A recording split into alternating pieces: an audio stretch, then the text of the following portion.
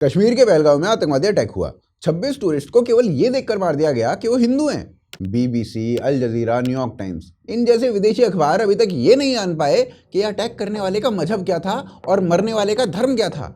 हाँ, गाय के नाम पर हिंदू मुसलमानों को मार रहा है, जय श्री राम अब एक वॉर क्राई बन चुका है, ये वाली बकचोदी इनको पूरी आती है। बीबीसी से कितनी करवा लो। मतलब ये फॉरेन मीडिया को देख के ना इंडियंस के मुंह से बस एक ही बात निकलती है, अबे तू थोड़ा सा बहन का क्या। और भाई साहब इतना दूर मतलब फॉरेन मीडिया में क्यों जाना है। इंडियन नेशनल कांग्रेस का ऑफिशियल एक्स हैंडल देख लो, उनको भी यही लगा हुआ है कि कोई ऐसे ही रैंडम गनमैन आ गया था, उसने कुछ लोगों को मार दिया।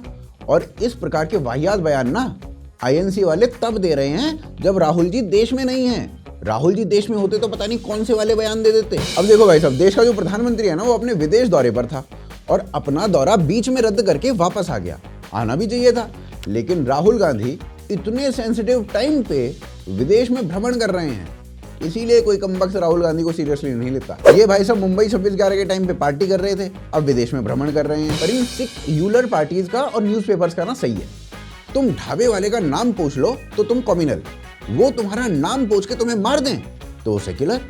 ये परिभाषा लिख कौन रहा है कमबख्त। प्रैंक हो गया आपके साथ। और फिर इधर से वारिस पठान बोला, उनको कड़ी से कड़ी सजा मिलनी चाहिए। देखिए, हम पहले भी कहते थे आदमी और आतंकवाद का कोई धर्म नहीं होता, इनको कड़ी सजा मिलनी चाहिए। बताओ, ये भी बोला करम का जला। पर हाँ, इनका ये वाला ठीक था, क्योंकि टेररिज्म का सही में कोई धर्म नहीं होता, मजा होता है भाई साहब, मजा होता है।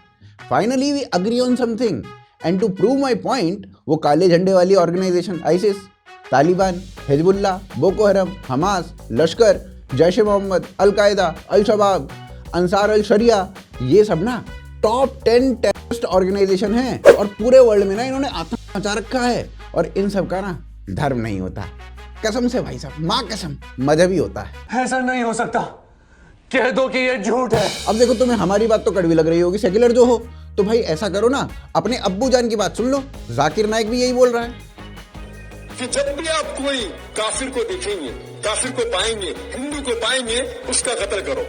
और जब हम कुरान मजीद खोलते हैं, सूरह तौबा सूरा नंबर 9 आयत नंबर 5 की आयत को पढ़ते हैं, उसका तर्जुमा पढ़ते हैं, तो बिल्कुल सही है। उस आयत में लिखा हुआ है कि जब भी आप मुश्रिक को पाएंगे, उसका कत्ल करो। फिर ना एक नैरेटिव ये बनाया गया कि मोदी जी ने जानबूझकर इस अटैक को करवाया है क्योंकि इससे मोदी जी को चुनाव में बेनिफिट मिलेगा। माँ कसम, इसके नाम के पीछे राठौर कौन छोड़ गया, मैं बस दिन रात यही सोचता रहता हूँ। ओवर थिंकिंग मेरी कहीं और नहीं जा रही है, यही जा रही है। नहीं मतलब ये कहना क्या जा रही है, भारत का प्रधानमंत्री टेररिस्ट है, ये तो भाई साहब पाकिस्तान तक नहीं बोल पा रहा, ये यहाँ बैठ के बोल दे रही है। मतलब एक ऐसे समय में जब पूरा देश रो रहा है, ये इस लेवल पर गिर कर सोच रही है। अब इन मैडम का ट्वीट पढ़ के एक आदमी ने ये वाली थ्योरी ना किसी और भाई साहब को चिपका दी। उन भाई साहब का रिएक्शन देखिए। से बात नहीं करता। वोक सेक्युलर्स ने अमित शाह पीएम मोदी से रिजाइन मांग लिया। नहीं भाई साहब, ये अच्छा है। आतंकवादी लोगों से उनका धर्म पूछ के गोली मार रहे हैं, जो कलमा पढ़ रहा है उसे छोड़ दिया जा रहा है, पर आतंकवाद का मजहब इन्हें दिखाई नहीं दे रहा। लेकिन मोदी जैसे रिजाइन मांग लेता हूं क्योंकि कूल लगूंगा। पर ना हो सकता है कि मोदी से रिजाइन इसलिए भी मांग रहे हों क्योंकि मोदी ने पाकिस्तान पर कर दी है कार्रवाई और लगा दिए बहुत सारे रिस्ट्रिक्शन। मतलब पहला तो यह है कि अटारी बॉर्डर को बंद कर दिया जाएगा। जितने पाकिस्तानी भारत में वीजा लेके रह रहे हैं उन्हें वापस भेजा जाएगा।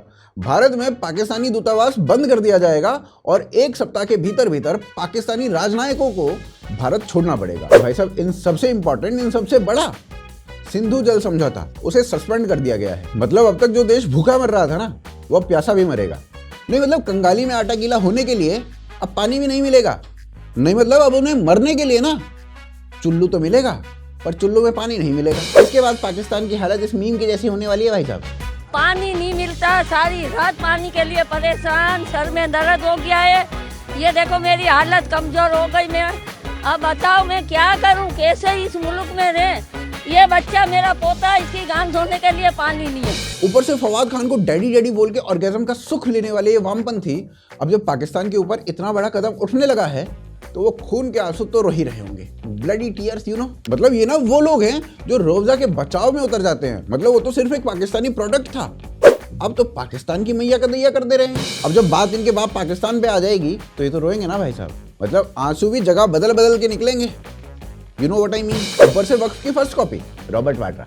नहीं, फर्स्ट कॉपी इसलिए बोल रहा हूँ क्योंकि काम दोनों का एक ही है। जमीन हथियाना। अब वाड्रा जी ने भी इस इशू पर बोला।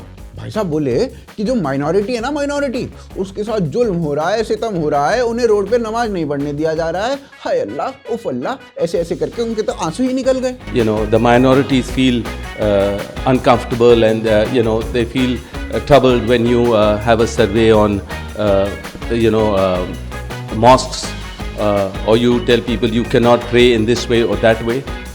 These kind of things create instability, communal issues, and if you see the way this act, if you dissect this terrorist act that took place, if they are looking at people's identity, why are they looking at people's identity? और ये सब बोल बाल के वाड्रा साहब ने terrorist attack को जायज बता दिया। जैसे वो जमीन हथियाना जायज समझते हैं, वैसे ये टेररिस्ट अटैक करना भी जायज समझ रहे हैं क्या? और एंड में ना वाड्रा साहब ने मुस्लिम टेररिस्ट की आइडेंटिटी नहीं देखनी चाहिए ऐसा वाला ज्ञान पेल दिया, जबकि खुद वाड्रा की बात नहीं मान रहे थे। वो खुद आइडेंटिटी कार्ड चेक कर करके गोली मार रहे थे। और भाई साहब यहाँ पर आपने आयरनी देखी, वाड्रा साहब बैकग्राउंड में राम लला की मूर्ति लगा के बैठे हुए थे, जबकि इनकी पार्टी ने ना पूरी फौज खड़ी कर दी थी कोर्ट में कि राम जन्मभूमि पे राम मंदिर ना बन पाए। और अभी तक इनकी पार्टी से कोई भी रामलला के मंदिर नहीं गया। भाई साहब, आपका साला देश में नहीं है तो क्या उसकी कमी आप पूरी करोगे क्या?